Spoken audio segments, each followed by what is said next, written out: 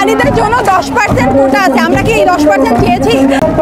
প্রথম এবং দ্বিতীয় শ্রেণীর চাকরিতে আমরা দেখতে পাচ্ছি 56% কোটা, ইনক্লুডিং 10% নারী কোটা, 30% হচ্ছে মুক্তিযোদ্ধা কোটা। মুক্তিযোদ্ধার নাতি নাতিটি কতটুকু অনগ্রসর আমার জানা নেই। আপনারা যদি কেউ জেনে থাকেন আমাকে জানাবেন, কোথায় তারা অনগ্রসর। 1% প্রতিবন্ধী কোটা নিয়ে আমাদের কোনো কথা নেই। আমাদের কথা হচ্ছে যে যারা অনগ্রসর নয় তারা কেন কোটার সুবিধা পাবে। আজকে নারী হয়ে আমি কেন এখানে দাঁড়াবো? কেন আমাকে আমার দেশ কেন এই পিচ রাস্তার এই গরমের মধ্যে আমাকে দাঁড়া করাবে, আমাকে বসাবে কেন? আমরা কি অনগ্রসর? নারী কি অনগ্রসর? নারী অনগ্রসর নয়। আজকে আমরা এটা প্রমাণ করে দেবো নারী অনগ্রসর নয়। আর নারীদের জন্য 10% কোটা আছে। আমরা কি এই 10% চেয়েছি?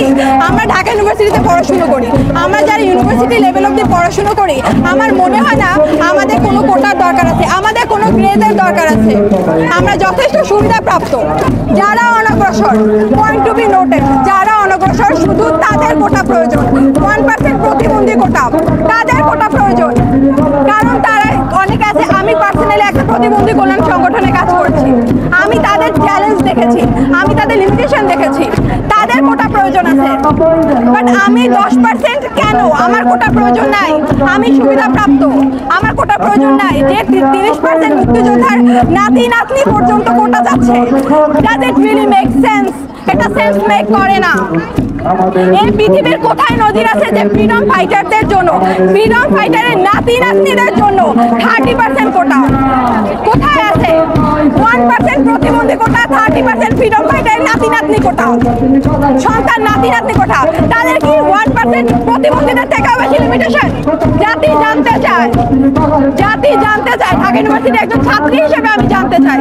আমার তো এখানে বসার কথা না, আমার এখানে বসার কথা, আমার এখানে বসার কথা না, কিন্তু আমাকে এখানে বসতে হচ্ছে আমার অধিকারের জন্য, আমার বাকি ভাই বোনদের জন্য। অনতি বিলম্বে কোটা সংস্কার চাই, অনতি বিলম্বে কোটা সংস্কার চাই। 2018 সালে আমার ভাইরা, আমার বোনরা রাস্তায় রক্ত দিচ্ছেন, তারপর তাদেরকে আবার এখানে এসে আমাদের এখানে আবার এসে বসে থাকতে হচ্ছে, আমাদের আবার এসে ব্লকেট করতে হচ্ছে। অবশ্যই প্রহসন, পড়াশোনাটা কাদের করা প্রয়োজন? যারা 30%, যাদের কোনো লিমিটেশন নাই, তারপরও কোটার সাহায্য নিয়ে চাকরি পাইতে যাচ্ছে, পড়াশোনা তাদের প্রয়োজন। আমরা পড়াশোনা করবো, পড়াশোনা করার সুযোগ দিক, কেন রাস্তায় বসবো? 56% তারা সাধারণ শিক্ষার্থী ফ্যাসিলিটিস পাবে, 44%। সেদিন আবার সাক্ষাৎকারে দেখলাম কে কোটা নেই বলতেছে। 70% তাদের দরকার, 50% সাধারণ শিক্ষার্থী নেই। 170 আর 50 100% হয়? সরকার হিসাব জানে? এখানে আমাদের বসার কথা না, আমাদের পড়ার কথা, আমাদের রিডিং রুমে থাকার কথা। এখানে আসছি আপোষ, আমরা আপোষ করবো না যতদিন না পর্যন্ত আমাদের দাবি মেনে নেওয়া হচ্ছে, যতদিন না সমতা এনশিওর হচ্ছে, ততদিন আমরা এখানেই থাকবো। আপডেট ওয়াইজ অনেক প্রাইভেট ইউনিভার্সিটি, জাতীয় বিশ্ববিদ্যালয় এবং কিছু ইঞ্জিনিয়ারিং বিশ্ববিদ্যালয় আমাদের সাথে করেছে।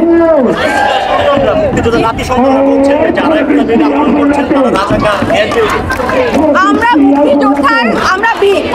মুক্তিযোদ্ধার চেতনাকে ধারণ করি, এই জন্য আমরা এখানে আসছি।